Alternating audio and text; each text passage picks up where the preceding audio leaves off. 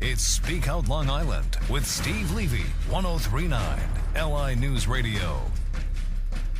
Hey, Long Island, this is former County Executive Steve Levy welcoming you to Speak Out Long Island with Steve Levy on this beautiful weekend afternoon. We are live and we welcome your phone calls here. This is your radio station at Long Island News Radio, 103.9 FM. Throughout this broadcast for the next 2 hours, we want to welcome your calls. We usually take them in the second section, starting from about 2:30 on, and that's at 631-451-1039. The 1039 is just like the setting on your dial, 103.9. So we welcome you to join in. We'll be having conversations with, from the left, Elaine Turley, who is a Democratic attorney who was a leader in the Smithtown Democrats for quite some time. She's run for office in the past, and she still has quite a number of things to say on local, state, and federal issues. After that, we'll be joined by John Zaire, a more right-of-center businessman and political strategist who will top off the last hour of the show. And throughout, we're going to want to hear your point of view on issues from what's going on in the Ukraine to what's going on in the Suffolk legislature trying to raise the age for buying tobacco products. So it's going to be very, very interesting. But first, I do my first section here talking about a particular issue of the day.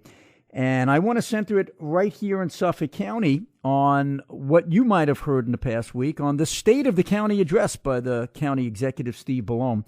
You know, the Washington Post has an article every once in a while where they assign Pinocchios to statements that are made by political figures that are just outright false or hugely exaggerated. And the perfect example last year, the one that got 4 Pinocchios, was President Obama's claim that, yes, you will be able to keep your doctor and keep your medical plan with his health care program. And obviously that was not necessarily true.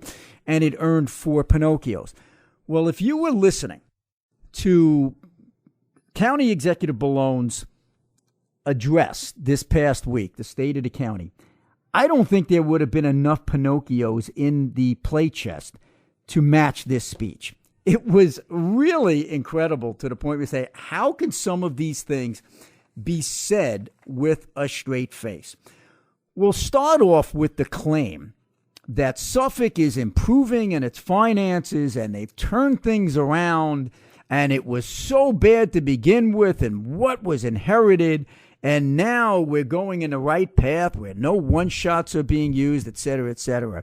And it truly is remarkable, and you have to wonder who's writing this speech. This was the same speech that was used as the administration was coming in, and you can cut them some slack on that, saying, well, that's just a political speech. These are the things we want to do. We get it that you try to blame everything on the previous administration, which was mine, and just like, you know, President Obama will try to blame it on the previous administration. It doesn't matter if you're Democrat or Republican. That's something that tends to be done. But the fairy tale here was that, we came in and we had this huge deficit we inherited. Nonsense. I mean, they put together a group of New York City Democrats to say, cook up as big a number as you can get so we can set the bar as low as possible so that no matter what happens, if we have to do a tax increase or if we have to do tough stuff, we could just say, well, we had no choice. We had this huge deficit. So they came in saying, one day it was a $500 million deficit, and then it was a $300 million deficit. Then they said it was $150. Now they're back saying that it was a $400 million deficit. It was all nonsense. Let's look at some of the facts. In the 8 years prior, there were 7 bond rating upgrades. So things were definitely, it was definitely a condition where the House finances were in order. Things were balanced. It was only in the last year that there was a shortfall left, and that was primarily because the county legislature pulled a Houdini Act, which goes in Suffolk County history as probably the most disingenuous act ever done for budgeting. I had put in a budget that closed the nursing home. As you all probably knew, I was trying to sell that nursing home for the longest time, and we actually were going to get $36 million for it, keep everyone living in there and allow the employees to stay. But the legislature, some of the wackos on the legislature said, no, we don't want to do that. We want to continue losing $12 million a year. Well, they blocked it, but not before they said, okay, let's say Levy put in his budget savings from the closure. We're not going to change that. We're going to take the savings and we're going to apply those savings toward our pet projects in our districts. This is what then presiding officer Bill Lindsay cooked up. But what they did after that is they sued to stop the closure of the nursing home and were successful. So they created phantom revenue that came in from the closure that would have happened, use this phantom money now for their pet projects, stop the closure, and therefore created this deficit at the end of that year. But even that, in that year, was about $50-60 million. In comes the present county executive and says, we're going to change everything, et cetera, et cetera. Well, lo and behold, the only thing that changed is that deficit last year was about $150 million, and this year will probably repeat at about $150 million. Unprecedented in Suffolk history, we've had those kind of deficits 2 years in a row now. The other big Pinocchio was that, we've changed things. There are no more one-shots. Well, far less one-shots. Well, first of all, the Pinocchio was that there were a lot of one-shots in the past. There were some. But they denied the fact that there were so many structural reforms. Let me rattle a couple off of them to you because this is important because many of these were reversed. A structural reform is something that saves you money every year. We had done that when we took the police officers patrolling the expressway and Sunrise Highway off of those roads, put them into your streets for street patrol, and replace them with sheriffs that make $42,000 less. That saved us about $10-12 million a year. Not just 1 year as a one-shot, every single year.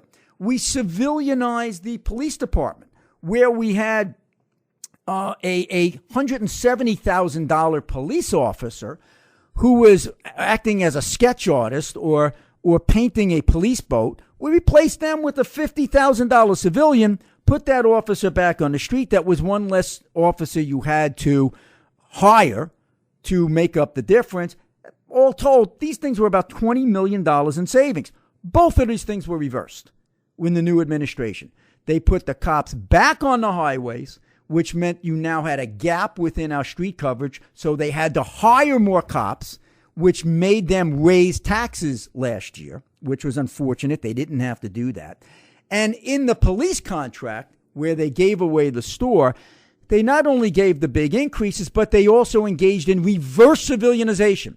The structural changes I made, I'll give you a perfect example. We had said that those police helicopters that you see fly into the scene to help transport someone to Stony Brook University Hospital, we had said you don't need $270,000 officers in that helicopter. If you have one, fine. The other guy can be a $50,000 EMS worker, EMT. We did it. We saved money. The new administration, at the behest of the union, stopped it and banned it. So now you have two officers in there again. That's exactly the opposite of structural reform. The other big structural reform we did is we put out to bid our health plan and saved $18 million a year.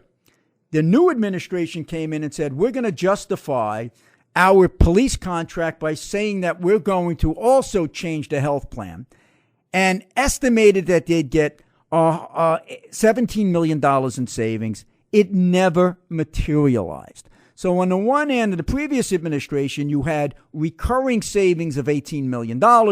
In the new administration, no such structural change. Another example. We had whittled down the size of the government by well over 10%. Just by when people retired, we didn't rehire them. That was a structural change that saves you money each and every year. Now, the new coming executive, here's another 5 Pinocchios where he says that he cut 1,000 people from the budget. This is not true. Those 700 to 1,000 people that he's talking about were removed in the budget that he inherited in 2012. 250 to 300 of those were from the nursing home, which folks who read a newspaper know we had been trying to do for years, and I put in my final budget for those jobs to go away. And then on top of that, I had said, hey, people who are working for county government should be paying into their health insurance. And if you're not going to pay into the health insurance, then we're going to lay off a commensurate number of employees. And that was about 400 employees. So all told, that budget that I introduced in 2012 wound up being about 700 employees less than the year before. That's what the new executive hired. He did not make those cuts. It was prior administration. What he did is shift who was fired. So he didn't want this person fired. All right, we'll fire that guy because he was close to that other guy that I don't like, et cetera, et cetera. But it wasn't like the change came with the new administration. So that was a Pinocchio as well. Another one is that they've privatized the healthcare system. Well, that was already started in the prior administration where we were starting to see those recurring savings there as well. Now, one of the biggest Pinocchios was the concept in the new administration that they're sharing and pooling services with others.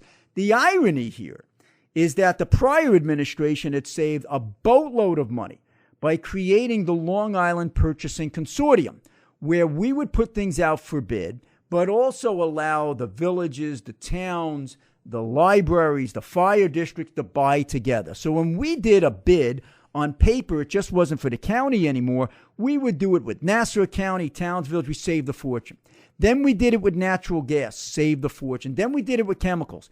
That program is dead today. The new administration dropped it.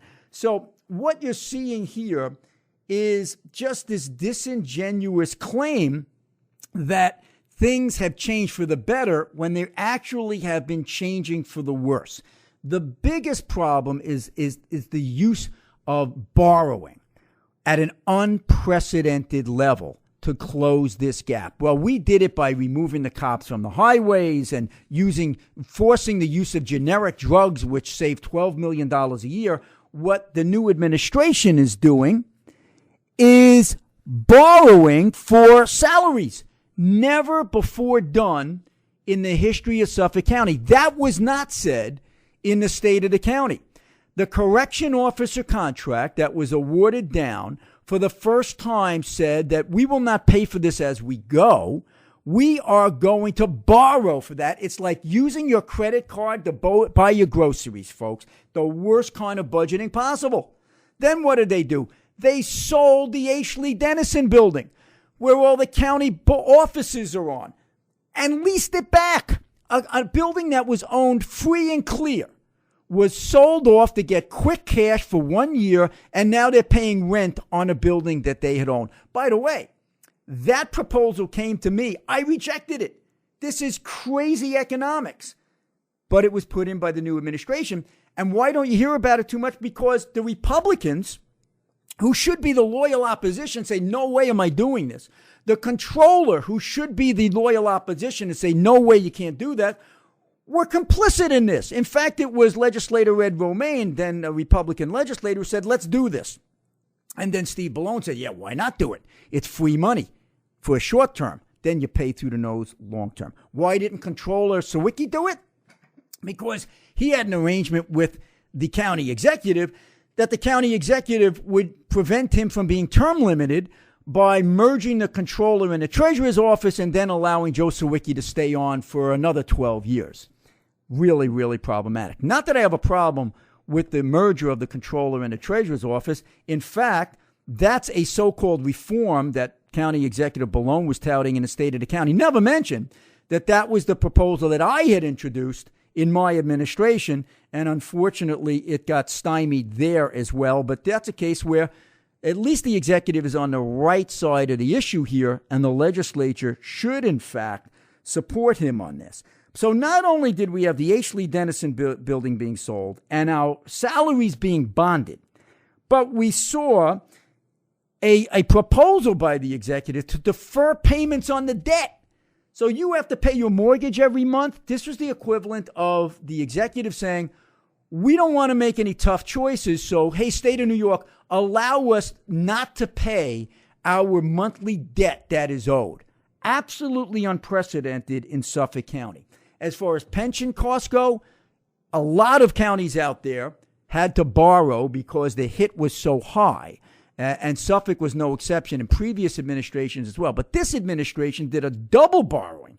And this is the administration saying they're not kicking the can down the road. Look at the police contract. They touted it as being zeros.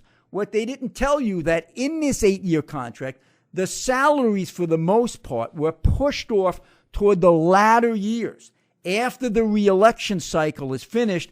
And that's where you have the Budget Review Office coming out and saying, holy cow, this is going to be a $300 million hit on our county. And the Budget Review Director said he doesn't know if we're going to be able to pay our bills because of this. It's going to be so challenging. So the amount of Pinocchios that were appropriate for this speech were unprecedented. Now, it shouldn't be surprising because also in Newsday this week was an article about how the town of Bellone is going to start taking steps to address the scathing audit that came from the state controller late last year, which said that the town of Bellone had been, let's say, creative with its books, almost cooking its books. A perfect example is that when the present county executive was in Bellone, they were actually artificially inflating the garbage district. So they were overcharging people in the garbage district year after year after year to build up an artificial surplus there. Why did they do that? Well, so when the then supervisor could run for county executive, he could take that extra money that they wrongfully collected from the public in the garbage district, and that was stated by the controller that it was wrongfully raised and wrongfully taxed. They gave it back that year to mask a 13% increase in the town's general fund. That was the largest tax increase in the county of Suffolk that year. But the campaign headline said tax cut. Well, it really wasn't because the controller caught them on this. It was an improper increase in that garbage district, taxing those people improperly for all those years. The irony here is that when a new county executive came in, he was calling for investigations about the old administration. They're not being truthful with their estimates.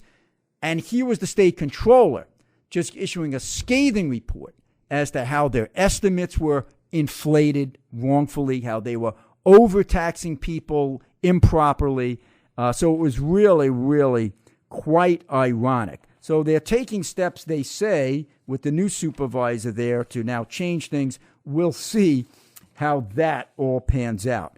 By the way, there are two things. There was a thing in the state of county I thought was a very good thing, and I'll give them credit for this. It was this concept called Pulse Point, where there will be a big email blast going out to people who are first responders if there is someone in cardiac arrest in a particular moment. If that person can beat a police officer or a first responder there, they might be able to save a life. So kudos for that particular proposal. I know Joel Vetter from Emergency Services had a lot to do with it. That was great. I'll also support the executive this week in his refusal to grant more positions in the sheriff's department. And I say this despite the fact that people know that I believe that Sheriff Vinnie DeMarco has been an outstanding sheriff, a breath of fresh air in Suffolk County, one of these guys who doesn't look to build an empire but actually comes in with legitimate ways that you can cut the budget and narrow things down.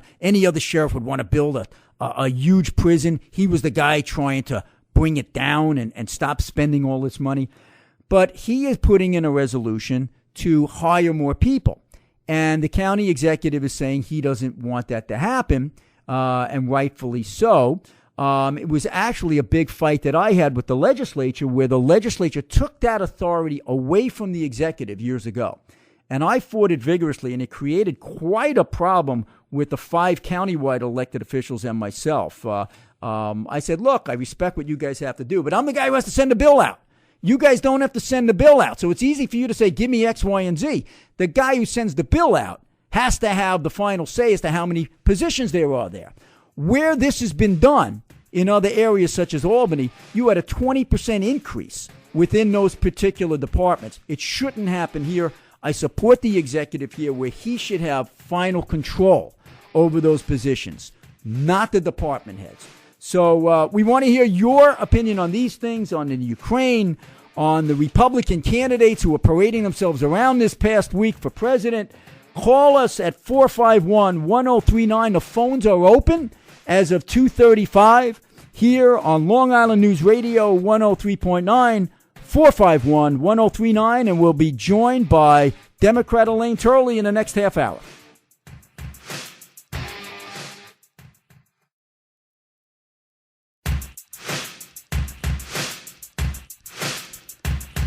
Okay, folks.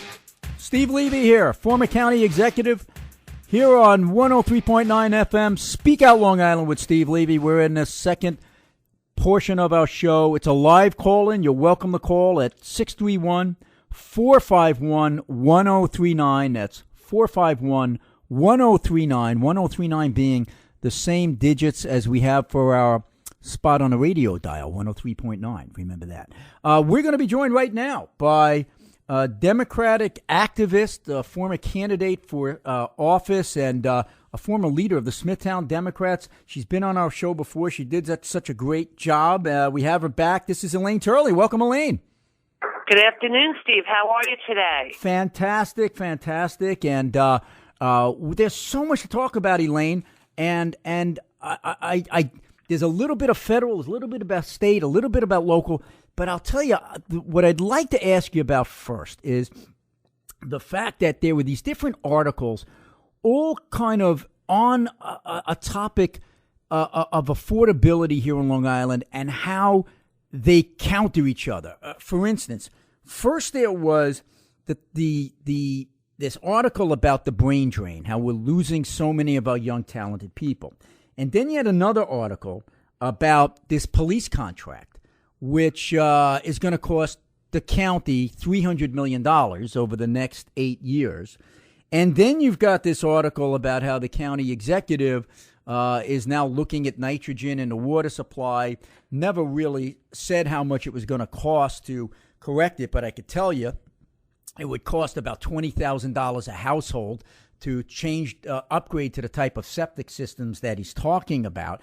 But, then you have the MTA strike that's being talked about, where a young person who can finally get a job and wants to go into New York is paying $250 a month, and now it may go up to $300 a month. It's where does this end? So on the one hand, we want to keep our young people here. We want to keep our middle class here. We want to keep our seniors here. So there's this challenge. Everybody says, yeah, we're going to work on it. And then you see this giveaway of a police contract where our taxes are going to go up as a result. You see these negotiations with the MTA where instead of politicians backing management and say, yeah, it's about time they hold the line on these salaries and force them to change their work rules and have some give backs, they're instead going to say, let the rates go up for the gals who use the railroad. Hey, is there any end in sight here? I mean, are liberals just spending so much money here on Long Island that it's going to become a ghost town? Well, I don't think that you and I identify the problem in the same way, Steve. And I think that I look at it, I'm glad that you brought up all of those topics because it helps you take a more comprehensive view than just looking at high contracts for municipal workers or for the Long Island Railroad, the MTA workers or the cops. All of those things, we have problems we have to resolve. By the way, my big problem with the vote on the superior officers this week is here's a little disclaimer. It is the seat I ran for, the 13th legislative district of the Suffolk County legislature. Against Robert Trotter. And Robert Trotter, I have a real problem with him speaking out against the vote and speaking out against the contract and then abstaining. I don't understand that. So I hope that Mr. Trotter finds his backbone. I hope he starts standing up for what he believes in. I hope he starts using his vote to affect change. And let's see if we can make some progress on that note. But in fairness, isn't an abstention better than a yes? Because if 9 people abstain, it doesn't pass. Whether it's a no or an abstention, I mean, it's semantics, but it's not a yes. You need a yes to pass this. What's wrong with thing. a no? Yeah, I agree with you. I think he might have been saying, "Hey, I was a former cop, and I don't want it to look like I'm trying to influence the system." But he did speak out against not it. even what he said. Right, but he didn't even say he's a former cop, and if that's a problem, then he shouldn't have run for office. Okay, but I'll agree with you. Yeah, all right, a no is probably better than an abstention. Brain drain, okay. Okay, but let's go to the brain drain. Go ahead. You know, by the way, I have a 23-year-old son who I miss terribly. He graduated college. He moved to Pittsburgh. That's where he's living. That's where he's found a job. And so that's where I will be visiting him in the future. Why did he stay on Long Island? And by the way, you know, one of the things you and I have spoken about recently is the high cost of college education. And we spent quite a bit to educate him, and he's not using the products of that education here on Long Island where he grew up. He moved to Pittsburgh. Not to mention how much money we spend. Not to mention how much we spend, Elaine, on our high schools, which are great, you know, our K through 12, they're great. But what's the point if we're raising them here through all this money, paying $14,000 a year taxes, and then our kids go to college and they don't come back? There's a paradox there, isn't there? Well, there's a problem, and the problem, by the way, that investment in our children's education, to me, is always the best investment we can make in this country as Americans, and we are, you know, an American society.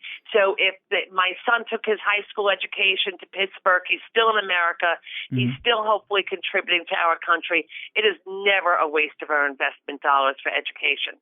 He, by the way, is living in an apartment with 2 other young men his age in Pittsburgh, and they're each paying $260 a month for rent. I got to tell you this story. Amazing. I just came back.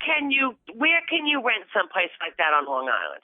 You're so right. You know, by the way, we're speaking with Elaine Turley, Democratic activist in the town of Smithtown. This is the Speak Out Long Island show with Steve Levy. And folks, you are welcome to join into this conversation at 451-1039. I just came back from Florida. A friend of mine just bought for his daughter, who just graduated grad school, a 2-bedroom, 2-bath condo on a golf course. $80,000. The taxes are $1,600. The maintenance is $250 a month. That same facility on a golf course here on Long Island would be $400,000 to $500,000. Taxes probably 9 or 10 just for a condo. Okay, not to mention the maintenance, which would probably be another $700 a month, about $8,000 a year. How do you do it here? How do these young people do it? Now, I saw an article here by Ann Mashoud, who's of Newsday. She's an editorial board member, and she said, mulling college dollars and cents. And she's starting to say, people are questioning whether, you know, at what point the Ivy League education is worth it, or even a college education is worth it. If it's $50,000 a year, you know, now you're putting $200,000 into just the undergrad alone. You know, at what point is it not worth it? Is it better to put it in a business? I personally don't believe that's the case, but I would say that unless it's like a Harvard, a Yale, or a Princeton, I would put my money more toward a state school rather than one of these very expensive private schools where you may not get the investment back. I mean, what are your thoughts? Do we reach a point of no return here where it's just not worth it? You know, I agree with you in the use of our state schools. Going to our state schools, our city schools are a great option for us. I graduated Queens College in my undergrad. My husband graduated Brooklyn College for his undergraduate degree. My daughter is currently a student at Queens College. I think their state schools give us an excellent education. And by the way, it's one of the advantages that we have of living in New York State. It really is. I cannot say enough about Queens College and the education I got there. I think an education's very important. And it may be important. I'll tell you, my daughter may have changed her mind. When she started college, she wanted to be a hairdresser, and I said, that's wonderful, and we will help you do that, but I'd like to see you get a 4-year degree first. I think it's important for us to have that education, and she's very happy she's done that. I don't really understand. I come from a generation where it was very difficult. Not as many people went to college. I graduated high school in 1975. I was the first person in my family to attend college. And I was told if I wanted to attend college, I had to pay for it myself because my family, my mother, did not consider it a good use of resources. But you were able to do it because of the public university system, which I think that's right. And by the way, that's why I get a little crazy when I hear, people for political reasons, and it's usually Democrats saying, everyone's a victim. They can't get ahead. They can't, make it out of poverty. Well, if you just stay away from having a kid before you're 18 and get at least a high school education and then, go to a community college or a state university, which is pretty affordable if you don't have kids by then, you can get out of poverty. You can get ahead. Right. So, I hope that more people will take advantage.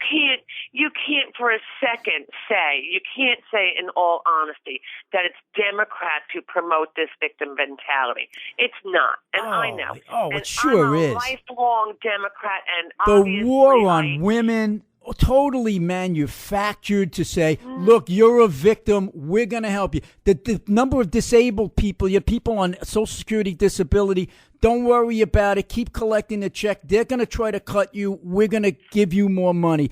People on food stamps, they doubled the number of people on food stamps. Unfair characterization. It's an exaggeration.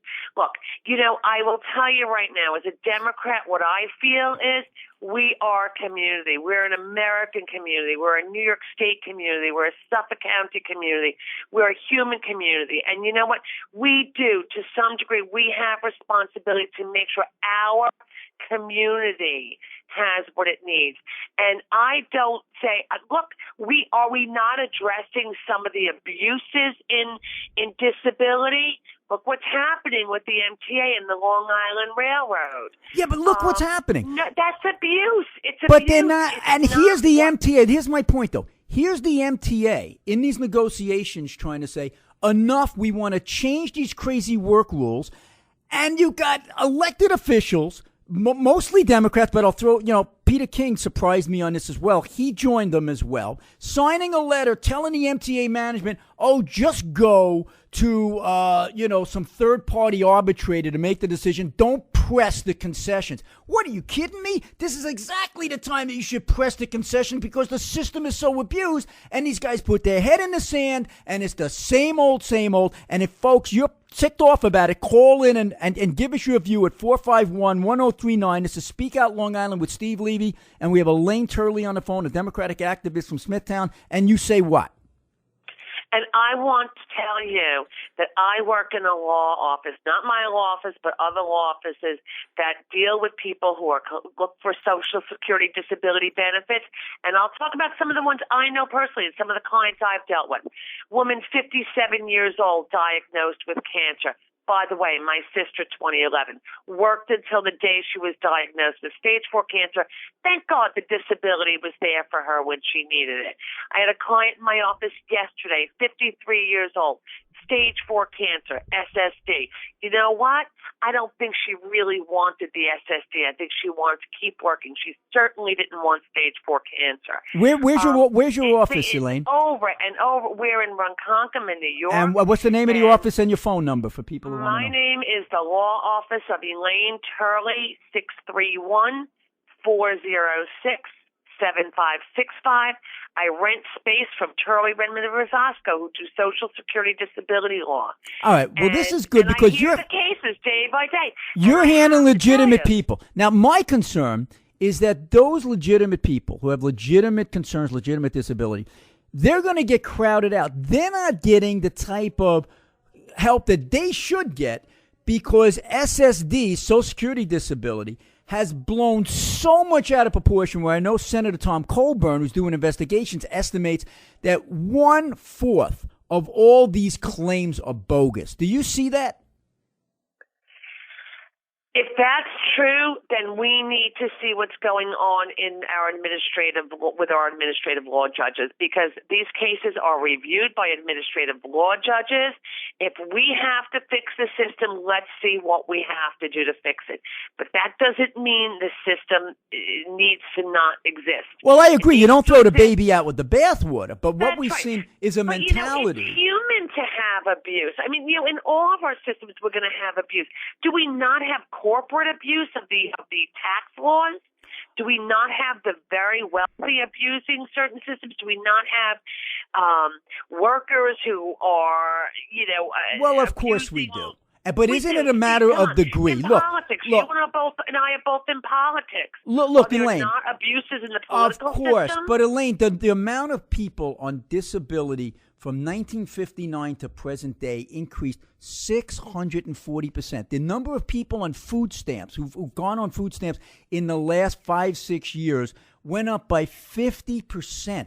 I mean, yeah, there's a recession, but there's a mentality now within government that, you know what, say yes, just give it to them, and you get more and more people on the dole. And then I think there's this political game that's played where some people, and again, I'm gonna hit on the Democratic Party here. I think they say, if we keep giving stuff out, as Mitt Romney said, you collect more and more people on your team, and then say, hey, those other guys are trying to cut you. I'm going to keep giving you this money, and it means votes. Isn't that the case? No, I disagree completely. A large number of the people I know are people who are involved with the Democratic politics and who share the values of the Democratic Party. And I know that there are a group of people, at least that I know, that are very responsible. We believe in responsibility. We believe that we make investments so that so that more people in our society can be independent and responsible members of our society. And Steve, I got to tell you, over the years, I've seen poverty. I've lived in poverty. I've seen other people who've lived in poverty, and I don't believe that's the way people want to live. I think you help people get themselves out of poverty. You give them a little assistance through education, and so forth, and people are going to try to become. Hasn't the war on poverty, which started in the mid-'60s, been saying we're going to get people out of poverty now for 50 years? And the poverty rate today is the same that it was when this started. And I would contend it's in large part because of this victimization mentality where, don't strive. Just try to keep your head above water. We'll give you enough money and create this disincentive to work. And nothing signals this better than when you see how an immigrant compares to a person who was born into welfare.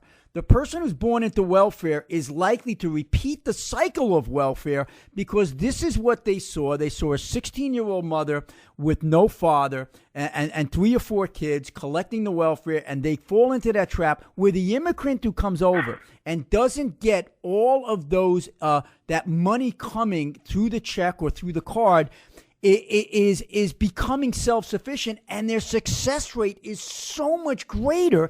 And aren't we hurting the people trapped in this cycle of poverty by disincentivizing them to work? I don't know. Look, you're going to have that kind of problem. You can't let people starve. You can't let kids starve. True. You can't. This is a difficult situation, and it's difficult to find a solution. Is the solution to say to a mother who's got 3 kids, I'm sorry, feed them, find your way to feed them? No, but should we be saying have more kids and we're going to give you more money? Wasn't that what welfare reform was all about? We're going to stop that. Where so what's the and we did try, didn't we? And it was working until this new administration. If you have 2 kids, we'll help you feed them. But if you have 4, I'm sorry, the other 2 are going to have to starve. You're not going to starve because of churches and public charities. But aren't we creating an incentive? We had whittled it down. I mean, President Clinton signed this bill, and it worked for a decade. The number of people in these programs came down dramatically, and then we've seen in the last 5, 6, 7 years they've climbed dramatically. And I think it's because of the change in 5, 6, 7 years. You're about following a depression. Yeah, listen, You're there's talking, no doubt. Or a serious recession. Steve, let's be serious here. But that What's has nothing the to big do with change? disability claims that continue to increase, and they say yes to everything. But that has nothing.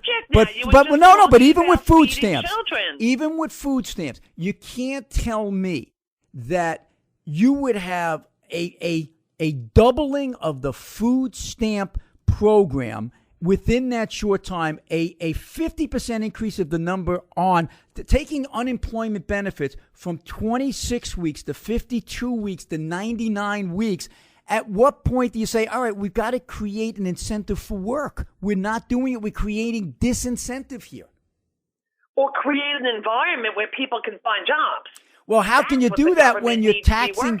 So let's go back to this whole discussion about the sewers and the brain drain on Long Island, right. Okay? And what if we took a whole comprehensive view of this and we looked and we said, okay, we have a number of problems here. We have our young people leaving the county. They're not coming back. And so what do we have? We have senior citizens on Social Security retirement. Which they should be. They earned it. Because by the way, we have a very large senior population. A very high proportion of our population is senior citizens in Suffolk County.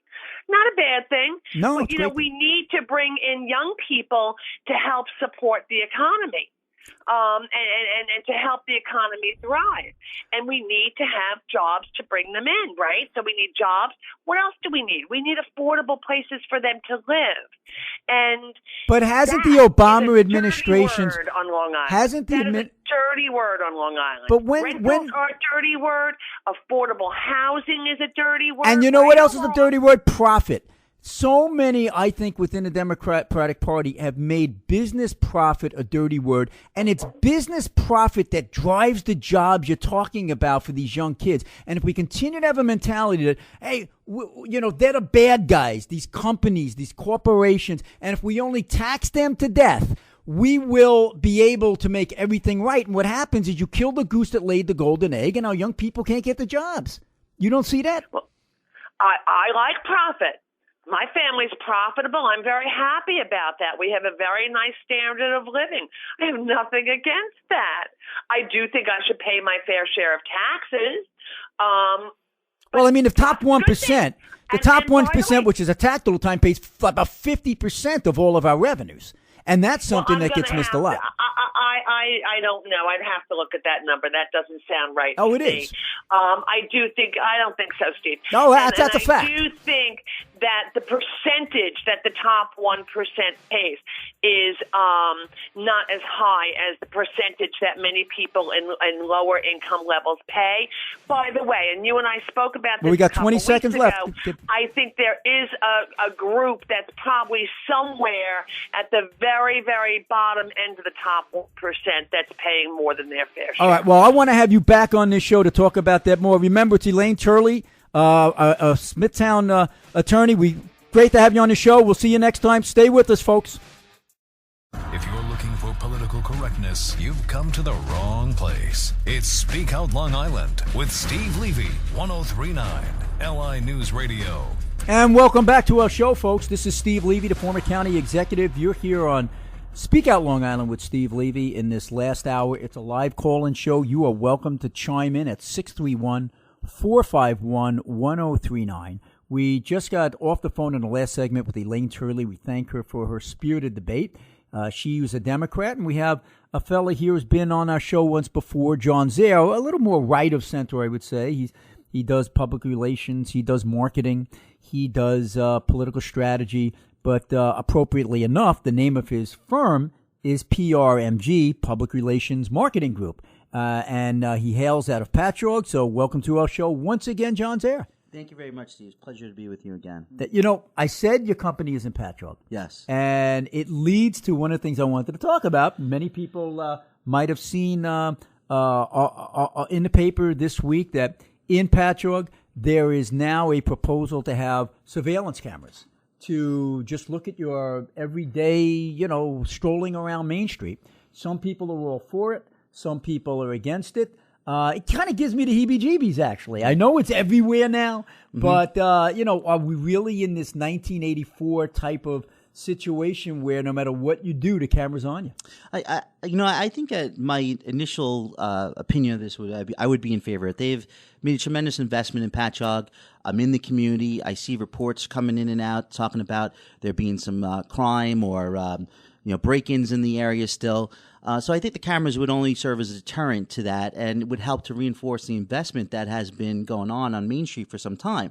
I think it's actually a better use of technology and cameras as compared to the red light cameras or speed cameras, which I do not think is a good use of public funds. You have a lot of people with you on that who have paid those tickets, but I'll give you a different view on that, but go ahead. Hey, don't tell me that you're doing something for public safety when you're really just doing it in order to raise money because you've been running a deficit for your government for so long. That's really what it's about. Hold that thought. I want to get into that more, but we have Joe from Mastic who's calling in. We'll see what he wants to talk about, then we'll get back to that. Joe, welcome to the show. Are you with us, Joe? Yes, I'm with you. Yeah, sure. Shoot. What's on your mind? Well, I was listening before when I heard about the disability and the way that it's being abused, and I agree that the system is definitely broken. And I just wanted to share a point that, the conditions in which we live are basically the same conditions we've always lived. Some people work, some people don't, but the law has changed. And under the present law, it's very easy under these conditions to just claim a disability. And we put the weight on the people who still want to work. Granted, there's a lot of people who can, use a handout, get back on their feet, get back to work. But I just believe that the law has created a condition that in a system where whatever is really the case is what the truth is, we're not getting what really is the case, and we're not getting the truth. Well, you know what it is, Joe? It's not only what the law is, but it's who is interpreting that law. And I'll give you an example. The number of claims of disability over, from the Obama administration to the Bush administration have gone up a little, but not tremendously. You know what has changed tremendously is the number of approvals.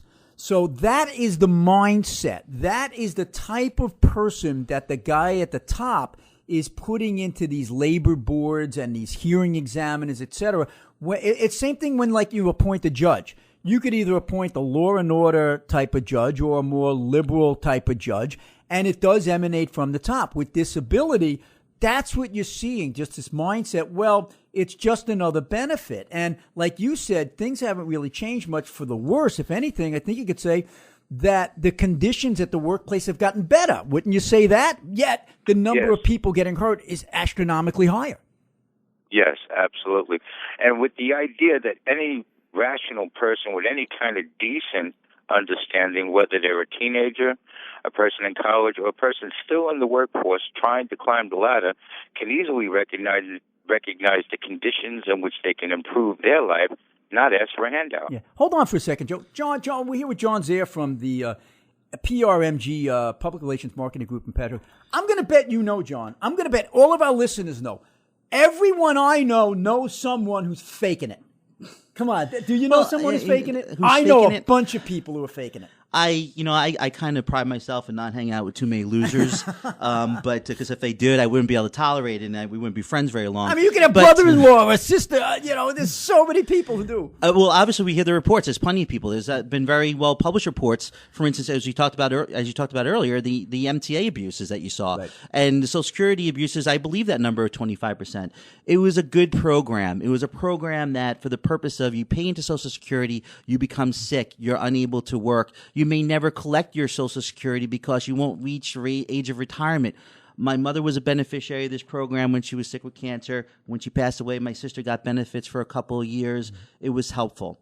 The problem with the program, though, is like you were saying, people are using this program because the economy is horrible. When they're either injured or they have some sort of an illness. They're applying for disability. It's getting approved because they're unable to find better work. True. Hey, so Joe, that's a reflection of the economy. And then, as you mentioned with the courts, it's known in the industry that some courts are more friendly than others to applicants than others, and you shop around for the right court. Joe, did you see the 60 Minutes thing about a few months ago? They interviewed Tom Coburn, a senator, and they looked at the state of West Virginia. And what was happening there is first there was a horrible recession, of course, but there was unemployment. It went from 26 weeks to 52 to 99. When the 99 weeks ended, what was happening is all these people were going down to the disability office. And the number of disabled who were applying, it wasn't because they were all of a sudden hurt. Their unemployment now ran out. Let me try this new thing if I can get something there. Did you see that, Joe? What do you think? Do you know somebody? Do you know someone who's faking it? Yes, I can tell you without being able to prove it. I would say that I believe that a lot of people, they fit themselves into the category unnecessarily. Now, I just wanted to point out that what you were saying about West Virginia was very interesting, but here's something else that I find very interesting, that people who have the volition and the understanding of conditions, there's no law that says I can't have two jobs when another man doesn't even want one. That's true. But what you're seeing a lot, and I was talking to a fellow just a bit earlier, a lot of people who are on unemployment for, those 99 weeks, where they might have had to get the job, look for the job and take a job after 26 or 52, they're taking the 99 weeks. They're working off the books, making more than they ever did. John, you seen any of that? Oh, absolutely. I mean, you had a situation where people were working, again, 113 weeks, I think, at the peak in some states. And now it was, in my opinion, one of the biggest drags on the economy that you had over the last 5 years. The fact that you could be on unemployment for such a long period of time. What we see in the business community in Long Island is the abuse of the system in terms of, let's say somebody quits a job. The state is so friendly towards the applicant and will bend over backwards to give you unemployment benefits. The business has to defend itself and fight against those claims, because if it doesn't, its unemployment insurance rate's going to go up. And when it goes up, it's going to it's really going to hurt them, especially in the first, after the first 3 months of the year, when you have to pay on the first $8,500. The way the system works is that a business must pay on the first $8,500 of an employee's salary, has to pay a certain rate. The more people you have go on unemployment, the higher your rate is. So there's a huge difference between having a 2% rate and a 5 or 6% rate, and it really hurts business. New York State has been way too friendly in giving unemployment benefits, and there's enormous abuses in that system right now.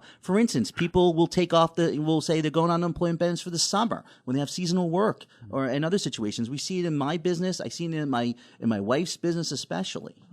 Any final words, Joe, before we shift gears? Yes, absolutely. I find that as I tune into what's going to be the rest of my life, and I'm 54 years old right now, I've been very successful in my own business. I try to find what conditions of satisfaction. In other words, I can be satisfied with this, I can be satisfied with that, depending upon the conditions.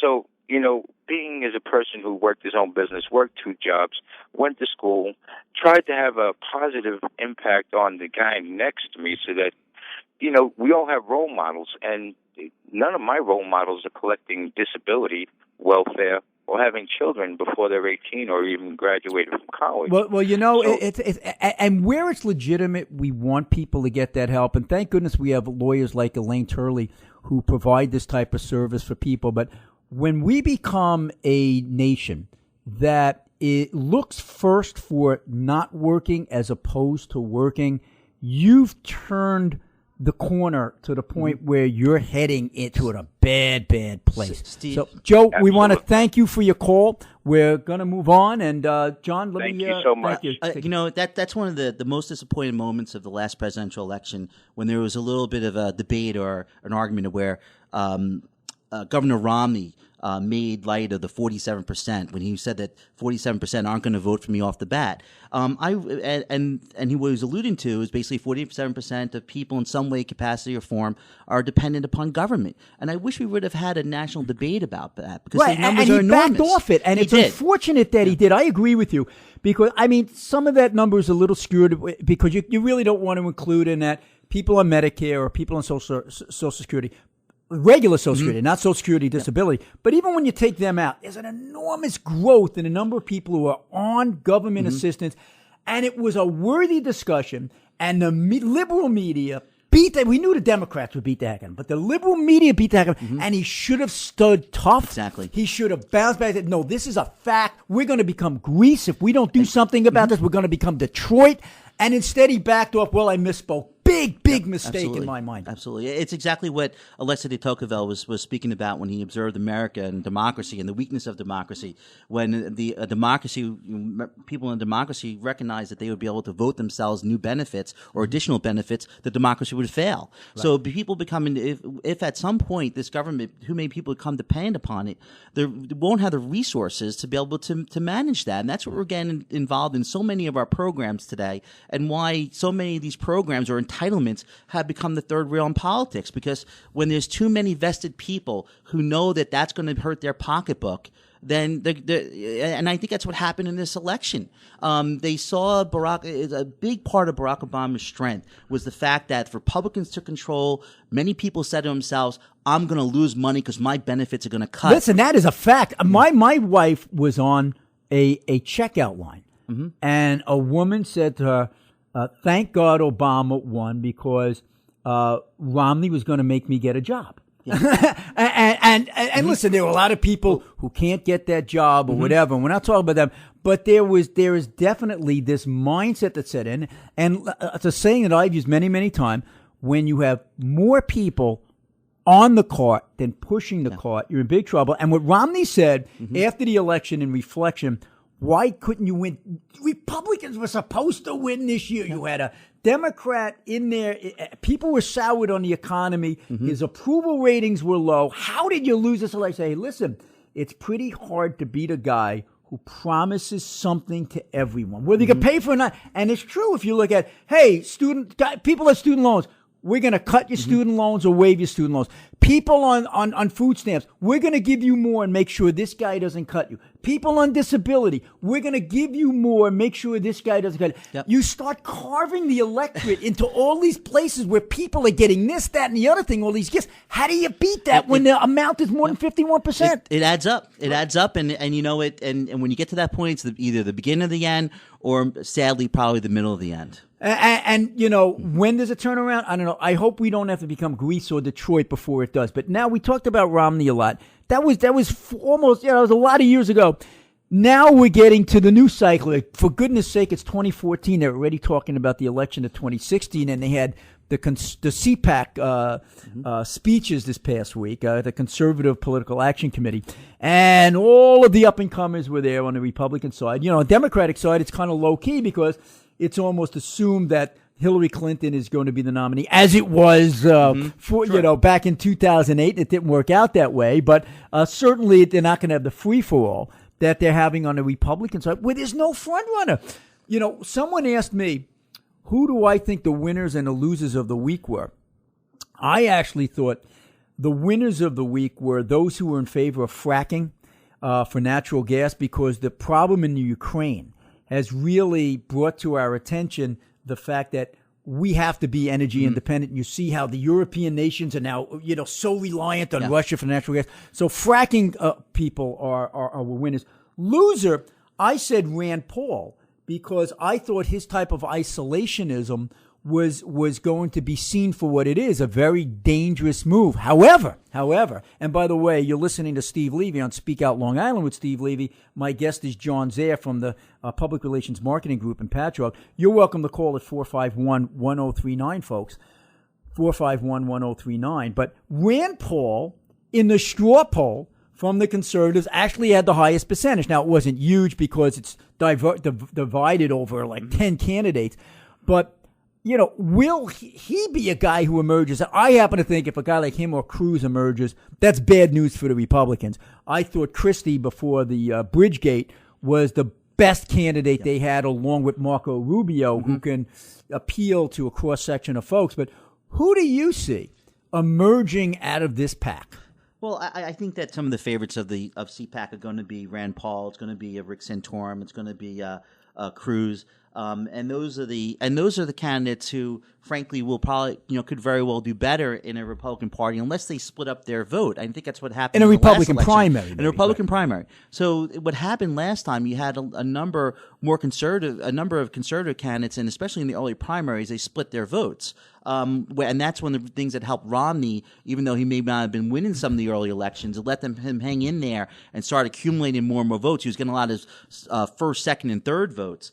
So that's one of the considerations. If you do have a strong one in particular, conservative candidate coming out of CPAC and so forth with a lot of support, they will be very difficult to beat in a Republican primary. However, I do agree with you. I think Christie, wins, comes out better in this week because it brings him 1 day or 1 week further away from the controversy he's been in. However, in my eyes, he disqualified himself, become president of the United States. With the bear hug? Absolutely. Well, 1 and then 2, correct. The 2 is, I feel that I find it very difficult to believe that somebody who is otherwise known as a micromanager would allow a political act such as closing the George Washington Bridge happen under his watch and not know about it. See, I could tell you, by the way, you're listening to John Zaire from the Public Relations Marketing Group and Steve Levy, yours truly, former county executive at Speak Out Long Island with Steve Levy. This is 451-1039 if you want to chime in. I'm telling you, John, I was a county executive. I had 10,000 people under me, and I can understand it. I have had many instances where I had some people under me who were rogue.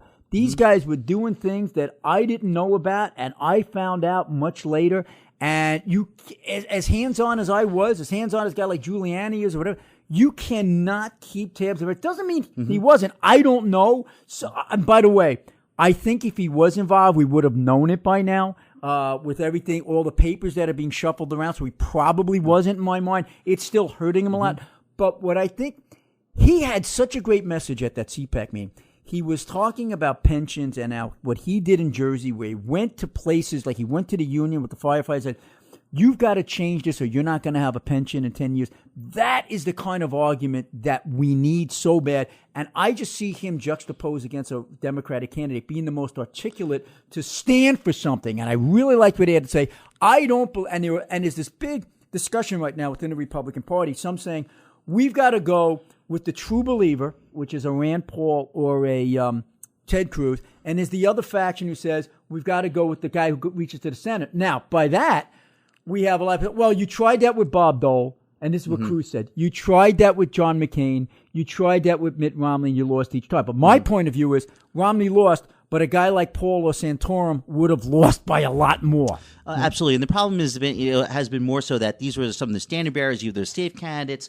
These are the ones who's like their turn to be the candidate. And unfortunately, in many of those cases, they painted such a poor contrast to their opponent. You go back to Bob Dole. Bob Dole was well into his 70s at that point. He was running against a younger, energetic, Bill Clinton, who had worked with Republicans and turned things around by the time he was running for election. Then he had John McCain, and also another senior statesman of the Republican Party, going up against an economy that at that point in time was a great deal of concern, or the country was in the midst of a recession. Once the crash happened in September, October, he was done. And then you had the class warfare president, Barack Obama, running against, who said he was going to unify the country. Exactly. It was running against probably somebody who epitomized wealth and Wall Street and corporate dominance and so forth. It was a horrible contrast. And of course that 47% wasn't going to, he wasn't going to be able to appeal to them.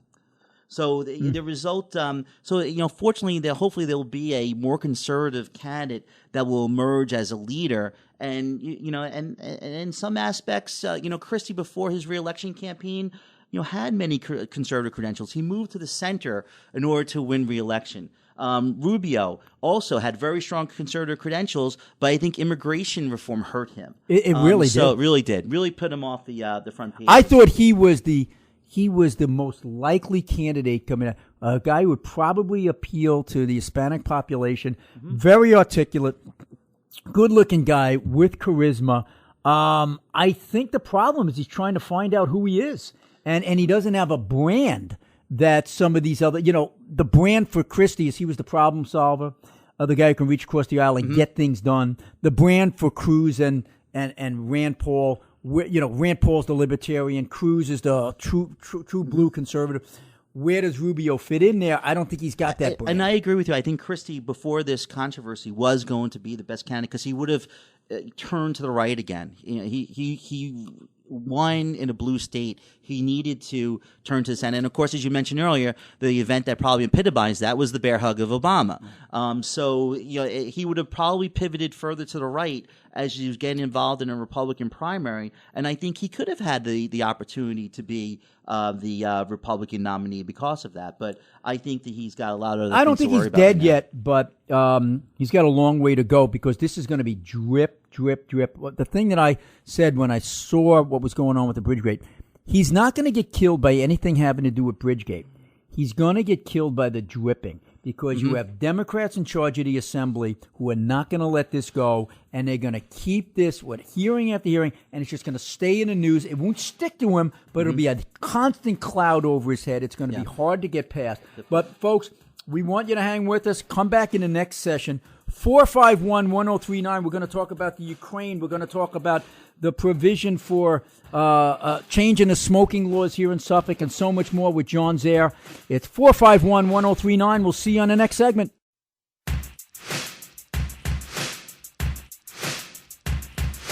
Welcome back, folks. Part 4 of 4 on the Speak Out Long Island with Steve Levy show. This is former County Executive Steve Levy here with John Zaire of the Public Relations Marketing Group in Patchogue. We're going to go straight to the phone. We have Marianne from Port Jeff who's been holding. Marianne, what's on your mind? Are you with us, Marianne? Yes, I am. How are you? Wonderful. Thank you for calling on this beautiful weekend afternoon. Hope you've been listening in and you have a point or two to get across. I have. I was really, really concerned about the Chris Christie bridge situation. Mm-hmm. I honestly don't feel that a man of his intelligence would do something so stupid, knowing that he was going to run for president. That's the first thing. The second thing, the Democrats, I really think that they initiated this whole situation so that they could badmouth him, make him look really bad. But the bottom line is, according to Hillary Clinton, what difference does it make anyway? Well, of course, that was in reference to Benghazi. But I'll tell you, I think the media has a double standard with this. But that said, and the media is incredibly liberal, and they have double standards. But it is, in my mind, a legitimate issue. It is very serious stuff when someone says we're going to close down a bridge, because that's not just getting back at the political enemy. I'm not saying Christie did it, but certainly people in his administration did. People can die from that. You have a closed bridge. And let me tell you the double standard, Marianne. You know, it's funny. I was watching, I flipped the channels and I got to see what everybody's saying. And I hooked onto MSNBC one day, and watched the wackos over there. And who am I looking at but Al Sharpton, right?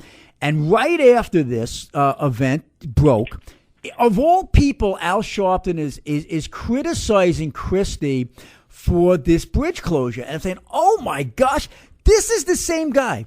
I don't know if you're aware of this. Back in 2009, led a protest in the city of New York against a court decision. There was a young man named Sean Bell who was you remember that? He was shot by cops. They got acquitted. They didn't like the decision. Shut down 4 bridges and 2 tunnels. You talk about people who could have died as a result of this. Media wrote about it. You didn't hear about any editorials. You didn't hear about any investigations. You didn't hear about how awful this is. No, he's a civil rights advocate. He has a right to do this. What a bunch of garbage. That's what bugs me. The double standard. It was horrible when Sharpton did it. It was terrible when these guys in Jersey did it. I don't know if Christie had anything to do. I don't think he did, because as I said to John, if he did, it would have been out by now. But boy, the Democrats are eating this up, and the Democratic Assembly is going to drip, drip, drip this for the next 2 years. I like the fact that when Christie looks at you, looks into the camera, he looks straight at it and says, I didn't do it. Well, I really think he could. I really think he was the best candidate, still can be, if in 6 months nothing has come out to hurt him, because he can turn around and say, well, when there was a problem in my administration, I fired the guys. Unlike the present administration, where there's no accountability with Benghazi, with IRS, with the NSA or anything.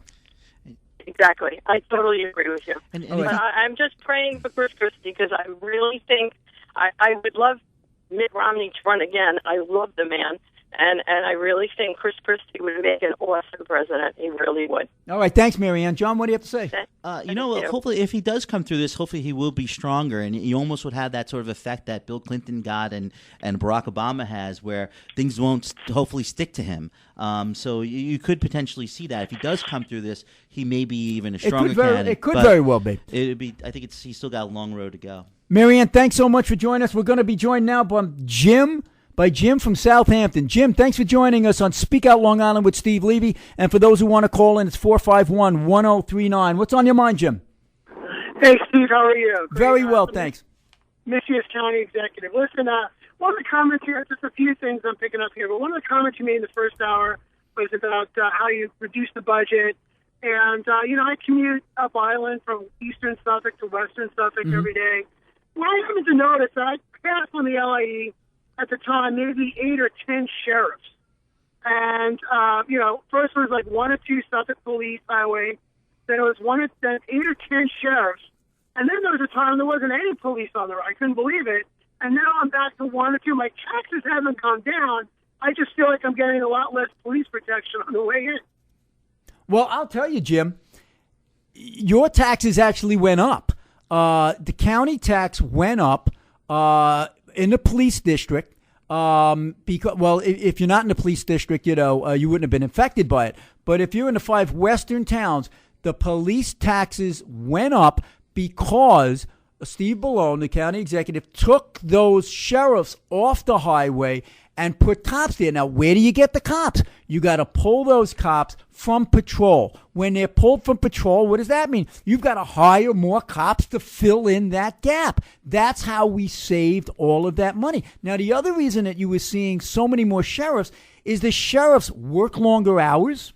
There's fewer work rules, so the county sheriff, Vinnie DeMarco, has a lot more flexibility in assigning them. You see, the work rules in the Suffolk PD are so restrictive that only the guys in highway patrol can be there. With the sheriff, everyone is a sheriff, and you could replace this guy with that guy. So there's so much more flexibility, which is why it is both more efficient and less expensive. It was a great thing. It was a structural reform we made to the county. And then the new county executive comes in, and in my mind, it was just payback to the union who supported him. All right, I'm not only going to give this big contract away, but I'm going to take the guys off the highway. And that payback continues until this week even. So yeah, well, my question then is, why is it that the Suffolk detectives got a deal with the county, and then so many other police departments are without contracts? And usually, like Nassau has been without a contract 3-4 years now. And I'm just wondering, are they in a totally different situation? Does NIFA got them, or is it better for the county executive of Nassau not even to settle with anybody because he's saving money? Well, it is an anomaly right now in Nassau because of NIFA, the Nassau Interim Financing Agency, which is a control board. Now, it used to be that Nassau and Suffolk were on par with each other. In fact, they'd leapfrog. Nassau would get a big increase from an arbitrator, then it would go to Suffolk. They'd get a bigger increase, then it would go back to Nassau.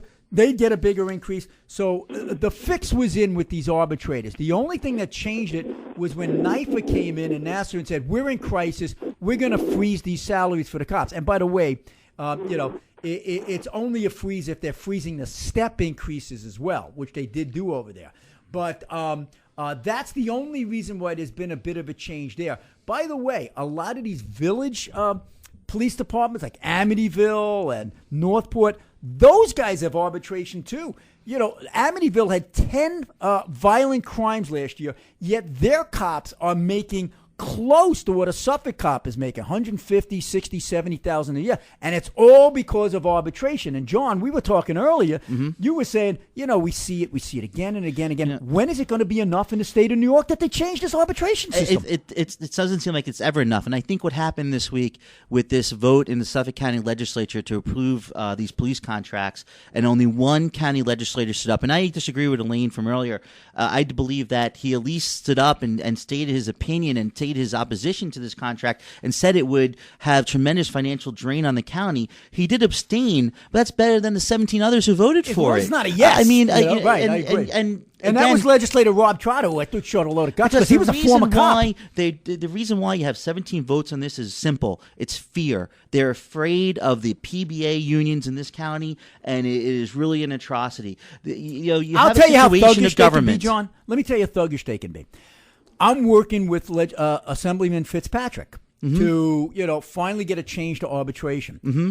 They put out a letter over the last couple of months just bashing Fitzpatrick for having the nerve to try to put this in, to work with me on it, etc., and trying to intimidate him. He's the one guy who will not be intimidated. Yep, God bless absolutely. And those elected officials who do that are heroes because you need to stand up against what's wrong. You've had a situation in this state, a buying arbitration. It's a tremendous strain on local governments. And the problem is that none of your state assemblymen, none of your state senators have any accountability for those decisions. Those burdens fall on local taxpayers.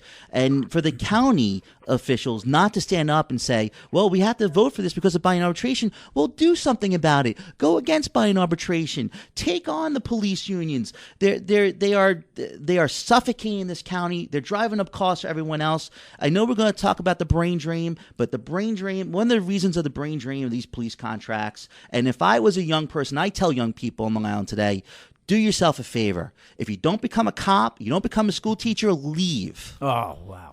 That's I agree 100% with that. I think we're just taxing ourselves into oblivion. And, Brookhaven, I mean, I think the average is like 11,500, 12,000. They have these 2-acre properties at $18,000, $19,000 with all the taxes on these units in Manorville. And I'm like, how could you do that? I mean, who would live here? You got to be crazy. Well, I'll tell you, I want to speak in defense for a moment about our county workers and even the rank and file police officers who I think we all agree do a great job, and they're doing the best they can to protect us. They're not the problem here. They're just taking the paycheck that's sent in the mail to them and they're cashing it. I would do the same thing. If I'm a cop and you're giving me this money, I'll take it. They're not the problem. Even the union leadership, who I think are thuggish at times and they're out of control, they're not even the problem because that's their job. The problem are the elected officials. Problem is the elected officials who roll over and don't stick up for taxpayers and give away the store just because they want that endorsement and they're too scared to make a change. I'll tell you, Jim, Assemblyman Fitzpatrick has this bill to change arbitration, to change the pension system, to stop the step increases with the Triborough Amendment. He can't get a single senator to sign on to the bill. He can't get a single majority assemblyman, that's a Democratic assemblyman and a majority in the assembly, to sign on to the bill. That's the disgrace. Yeah. Any final words, Jim? No, that's incredible, and thank you for your show. I appreciate having thanks a lot. Your opinion on these things. Thanks, Jim. And let's tie it back, John. Okay. And again, this is Speak Out Long Island with Steve Levy. If you want to chime in like Joe just did, it's 451-1039. We had this talk about the brain drain in the earlier segment. You got young people can't stay here, and in the same week you have these articles about the MTA contracts continuing to go up, the police contracts, $300 million. It's incredible that we want our young people to stay here, and they don't have even a fighting chance because the taxes have to be $10,000, $12,000, $14,000 to support these crazy salaries. And Steve, let me also expand on something before. Assemblyman Fitzpatrick is a hero. You are a hero. The work you did as county executive, and I speak the truth. And it really, the only problem is that we do not have enough elected officials like you to be willing to stand up against these unions and be able to these public sector unions. And I feel very bad for the AME. The Associate Municipal Employees Unions are relatively underpaid compared to the police. You are so unions. right. I mean, there's a tendency for us to paint with same. And by the way, thanks for the nice words. And folks, I do have balance. I had a Democrat on the previous session, and they don't always say things as glowing about me. But you're right. There's a tendency for us to say, oh, all of those unions are alike, all those contracts are alike. Just to give you an example, the municipal employees, AIM, Association of Municipal Employees, 5,500 members. Their entire contract was about $50 million. The superior officers and the detectives, they're like 300 members each. They were $50 million. It's you a know. disgrace. Yeah, now, it granted, is. that was an 8-year contract as opposed to the 4-year contract. But even when you factor that in, it's an enormous difference. The highly paid keep getting paid higher, and the guys on the bottom can't put food on the table. Steve, and bring this back to the brain drain. What we really need in this county and a lot of other counties in New York State is we need a real big reset button. This system was so set up to burden county and local governments that you need enormous reform to be able to get out from under this. We have so many, the comparison to Fast Facts Virginia has been made numerous times. We have so many levels of government. We have village government. We have county government. We have town government. We have garbage districts. We have sewer districts. We have water districts. We have state government, federal government, and other municipal parts of the country. You don't see that. And then on top of that, we have school districts who pay teachers among the highest in the country. We have law enforcement pays among the highest in the country. We have electric rates of the highest in the country. Something's got to give, and that's our cost of living, and that's the uncompetitiveness of this region. We talked the last time I was on about the IDA. We talked about the governor's program, this PR program. We spend millions of dollars. $100 million. $100 million on an public election relations. year. An election year. I mean, how can you do that? And I would suggest to you that he spent more money on that program, publicizing it, than any business has come to Long Island. And he could do one simple thing. He'll have 100 times, 1,000 times more benefit. Allow fracking in this state. Amen. You know, when I was running for that position of governor in 2010, I was the first guy to come out, first candidate to say, absolutely, we should have fracking. Look what's going on in North Dakota. Look what's going on in Pennsylvania. I mean, if you listen to Sean Hannity, and I don't always agree with everything what Sean talks about, and I think he's very, very, Republican oriented, and I try to be a little more balanced than that. But I got to tell you, he hit it on the head. If Republicans would run on his platform, just, take a penny off of each dollar of spending in every department. It's not hard to do. You'd solve a budget deficit. Sure.